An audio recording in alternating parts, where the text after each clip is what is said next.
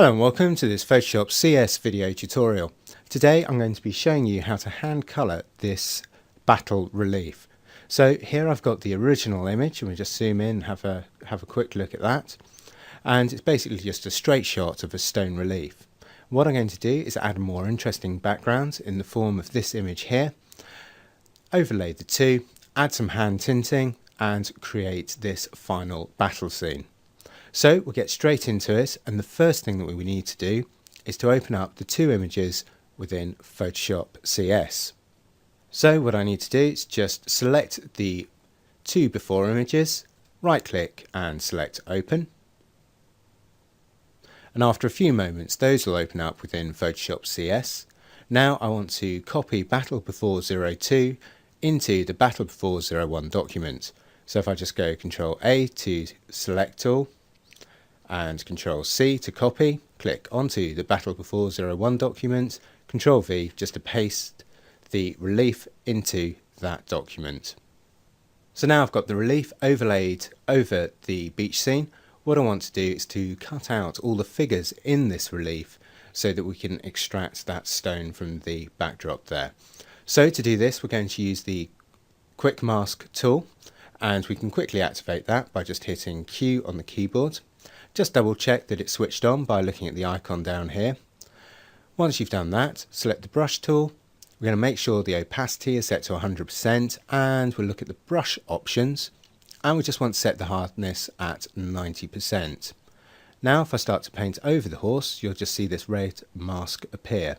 And the idea here is that we want to fully select all of the characters in the relief so that we can make our selection. Now as you do this, the larger areas you can very quickly just paint over. We've got a lot of little gaps around that we also want to just miss out of the selection. So as you're doing this, zoom into the picture, going Ctrl plus just to zoom in, and hold down the space bar just to move around the image. Now when you get close to the edges, you'll want to have a slightly smaller brush head size, and you can adjust the size just using the square bracket tools on the keyboard. So the left square bracket tool will just make the brush size smaller, right hand one will just make the brush size that much larger.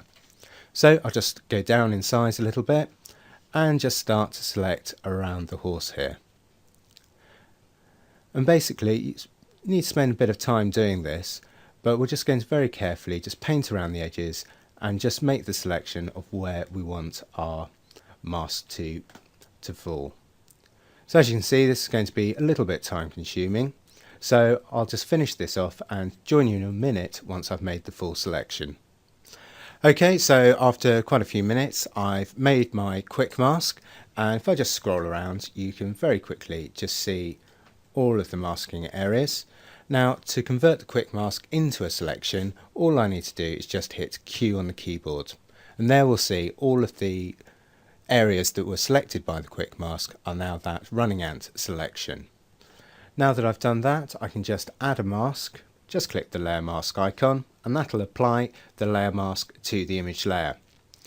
Now that that's done, I'll just click back onto the image icon.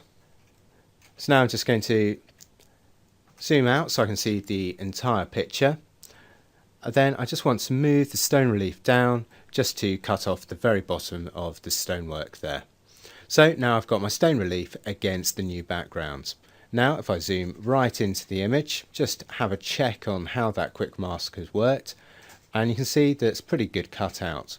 Now if there are any areas that are overlapping or included that you want to remove, then click back onto the mask, select the brush tool, select black as your foreground colour, and if you want to just get rid of a little area of stonework that's crept in, then you can just use the black brush just to perfect the edges a little bit further, or the other way around, just swap the brush to white and you can start to add back some of the stonework that you've cut out. So very simple, but I'm quite happy with how our stone relief is looking at the moment. Just get that to fit screen so we can see what's going on. Now that we've done that, to help with the blend of the stone relief into the new background, I just want to use exposure adjustment layer and a graduation mask just to darken down the pebbles in the background. So if I go to my adjustment layers, up to exposure. I'm going to take the exposure down to about -3. Then just close that down. Then go over to my gradient tool. Just make sure that I've got a black to white gradient selected. Click OK. And then I'm just going to use that just in the bottom section of the image just to draw a gradient. So you can see there it's masked out the effect from the sky and left the effect of the exposure just down at the bottom, and it's just helped to darken down those stones. So I can just do that just to darken them a little bit further. Okay, so we're now ready to start adding some colour to our picture. So if I just click back onto the top layer in the layer palette, add a blank layer, then I want to click onto my colour swatches and just choose a nice sort of yellowy brown colour, and we're going to start with colouring in one of the horses. So I'll just click OK. Make sure you've got the brush tool selected. Then I'm just going to zoom in to the horse that we want to start painting. Now in the same way as with the quick selection tool, adjusting the brush size, just use the square bracket tools to make the brush larger or smaller, and we can just start to paint directly into the horse. Now I've got this at full opacity, so we can sort of see it again, just masking out the horse as we paint. As I just go around, what you're aiming to do is just to cover the entire sort of shape of the horse. Again, just adjust the brush size just to get into all the small little details.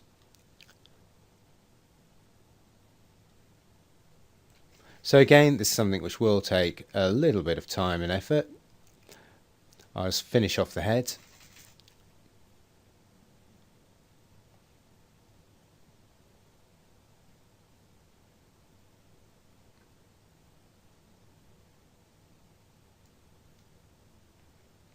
And obviously you've got a bit more time, so do take a little bit of care and you should get a really good result.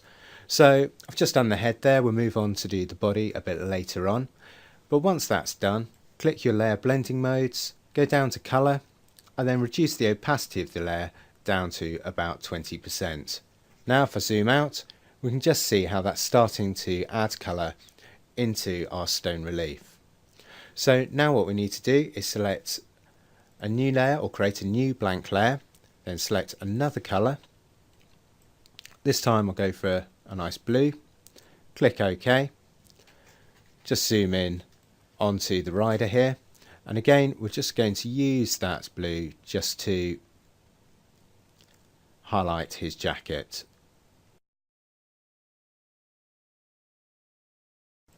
And again, once you've done that, down to colour, and then you can just take the opacity down to about 20% and slowly build up the colours of the image. So I'll get on and start to create new layers and add new colours on and build up the colour of this stone relief.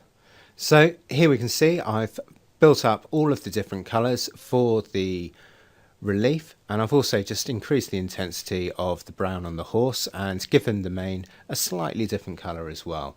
If I go over to my layers palette, just scroll through, you can just see all of the different layers that have gone into building up the colour base of this stone relief.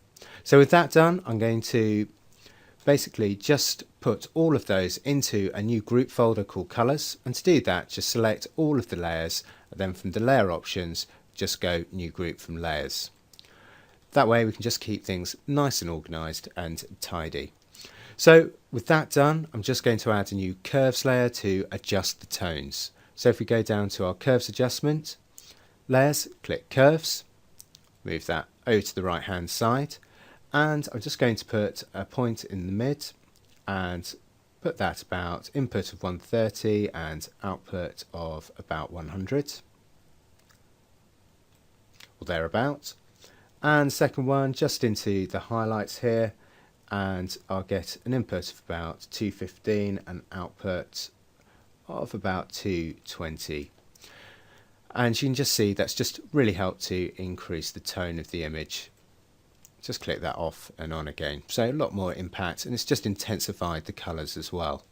So with that done, I'm just going to warm up the tones a little bit further. Again, down to my adjustment layers, and this time to photo filter. And I'm just going to apply the default filter, which is the warming filter 85, and just close that down. And with that done, just going to go to hue saturation, again adjustment layer, and I'm going to set the hue to about -2, and the saturation I'm going to just reduce. It's all a little bit too intense, the colour at the moment, so reduce that down to -18. Right, now obviously this being a battle scene, it needs a few weapons added in. So what I've done very quickly is just using an assortment of the line tool, shape tool, and also just a very small brush, is just to create a few new blank layers and just to add in a few weapons on top. So if I just zoom out, you'll just see those, and they've just been very quickly added into the mix. Now once we've done that, just create a new blank layer. So now if I just go up to edit and fill that with 50% grey, click OK, then up to filter, noise, add noise. I'm going to set the amount at about 40%, distribution is Gaussian, click monochromatic, click OK. Over to the layer blending modes and select overlay. Then I think I'll just reduce the opacity to about 50% just to take down the intensity of that grain. So now what I can do is I can start to do a little bit of dodging and burning onto the image as well, if I feel that it needs it. I think this actually looks pretty good, so I'll leave it where it is. And there we have our final hand-coloured battle scene.